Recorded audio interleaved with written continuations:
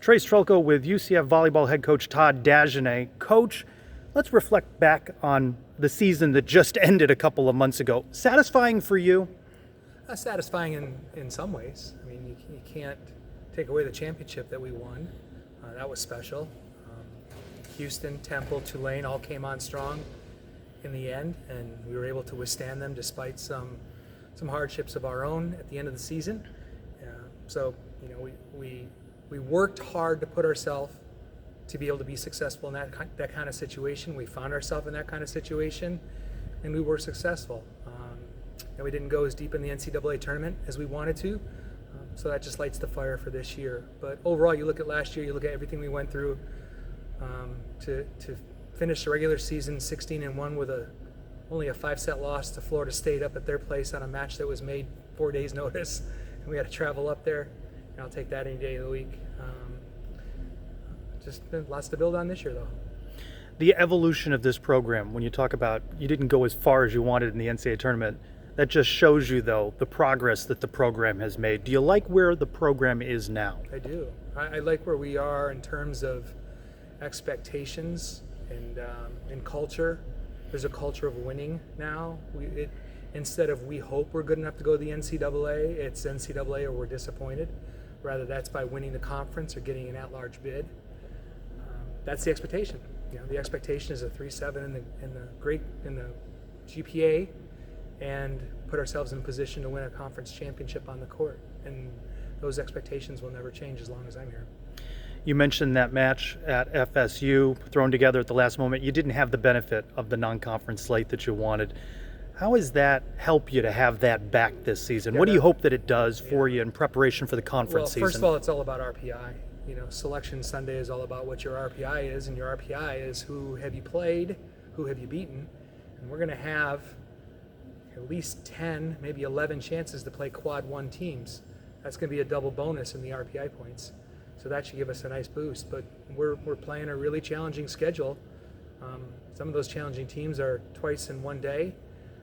But we've got to accept those challenges to become who we want to become. We're gonna hit conference season knowing that there's nobody that we're going to play that's tougher than 3 or 4 teams we've already played. I think that's a nice confidence booster. Heading into our conference season knowing we've seen some of the best competition we're going to see during the year. Now, we also know that we're going to have a mark on our back, and so, you know, a Wichita State, a Houston, a Tulane could play like Penn State against us. But we'll be tested. We'll have that match under our belt already. What do you like about the league? It seems to be getting better and better, top to bottom, each season. Yeah, I love the fact that the bottom's getting better. Because when the bottom gets better and you have a higher win percentage in your league, it really elevates your RPI overall. Because these are teams you have to play twice. And so everything compounds on it. We're playing 20 matches in the league and it compounds. So I like that the bottom of the conference is getting tougher. There are no easy wins. I love that there are 6 teams that can win this league this year, at least. You know, now depending on a couple breaks here or there, it could be as many as 8 or 9. That puts us easily in the top 6 conferences in the country, and it's a nice place to be playing volleyball. How does it feel that league coaches recognize UCF as the preseason selection to win the league? Give me 50 cents. A show of respect, though?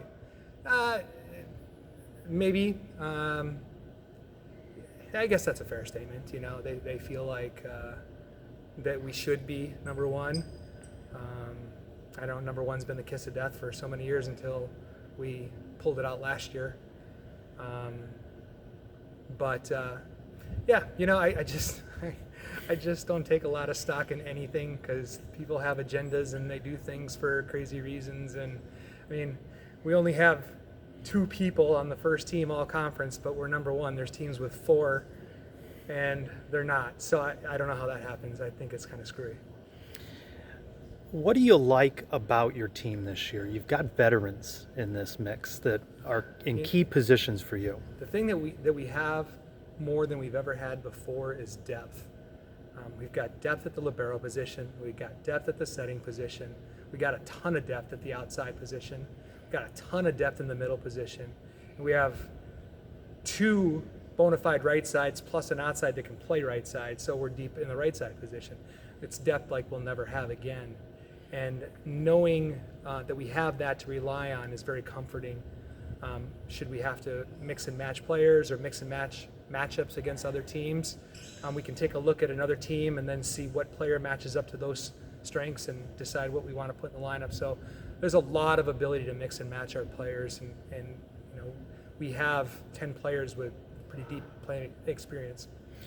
And a bunch of leaders in that group as well.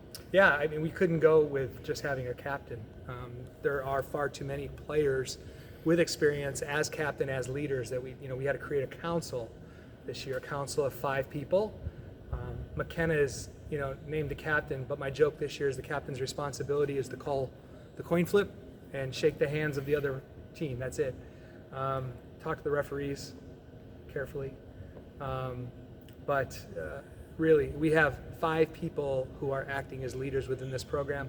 Plus, you have leaders that are outside those 5 who are obviously going to be leaders because of their age and their experience, and they're going to be helping the younger players grow. And the thing that I really love is the younger players are buying into this following of the leadership and following of the UCF volleyball way, and that only strengthens us for the future. How do you make an Amber Olson and Anne-Marie Watson and McKenna Melville better? Oh, they all have lots of room to grow, and they know it. Anne-Marie can get better at her blocking. She was the leading blocker in the nation on the right side last year, and she can get better. There's balls that she'll tell you she missed that she should have had. McKenna, still, even in practice, there's been a lot of stuff that she will use during the year. We haven't let her use it in here because we're having her work on her weaknesses. And so that's all she's doing is working on her weaknesses. And I don't know what she'll do tonight. I don't know if she'll just continue to try and work on those shots or she'll be, regular McKenna. We left it up to her, but to play how she wants to, what makes her feel good. Amber just keeps getting better and better every day.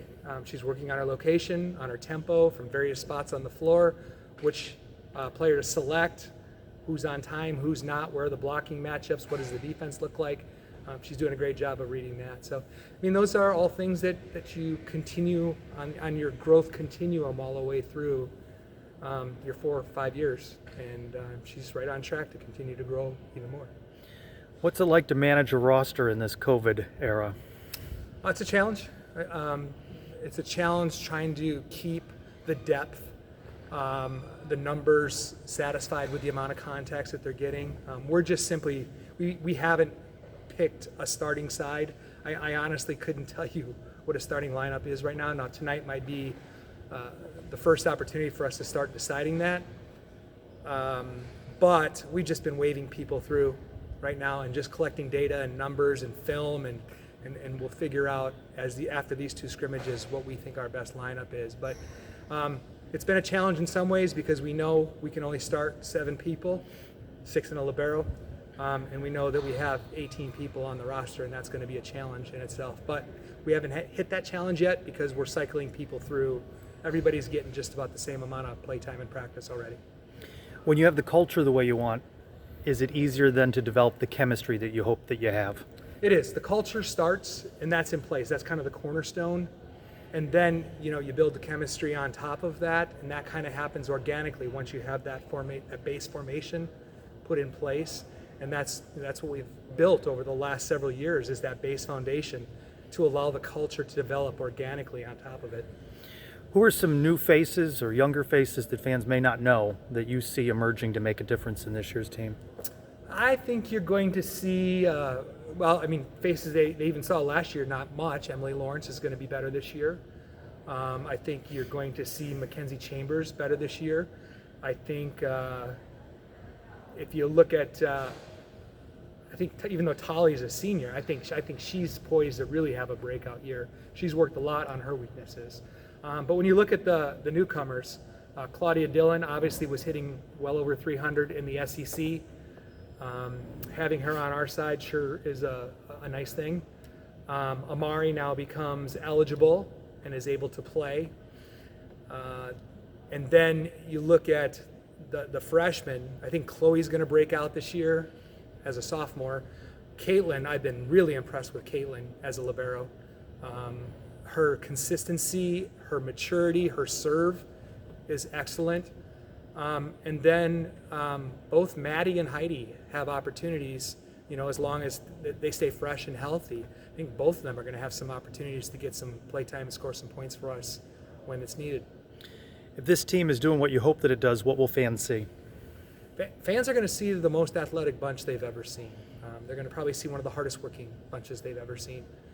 They're going to see, they're going to see a team that doesn't quit, that knows that even if they're 5 points behind, they have the ability to come back because we're a tough serving team. We're going to make our hallmark on our serve, block, and defense. The offense is going to be a bonus. I think we're going to be a very offensive team as well, though. I think we have the horses to run. So it's going to be high-flying, exciting, hard-hitting. We're as athletic as we've ever been, and I think it's going to be a lot of fun to watch this year. How difficult is it to three-peat, much less consider 4? I really don't have an answer for you. I'm just trying to get 1, to be honest with you. I mean, the moment you said three-peat, I didn't even think about it. I guess we won the conference 3 times in a row. That's great, but it doesn't help us win this year. And right now we're focused on this year. So knowing that we have the ability to string together points to win sets, and we can win sets to win matches, that is a lot more comforting than history, past, because that's all that is past. No one cares about that. We care about now and what we're going to do starting now.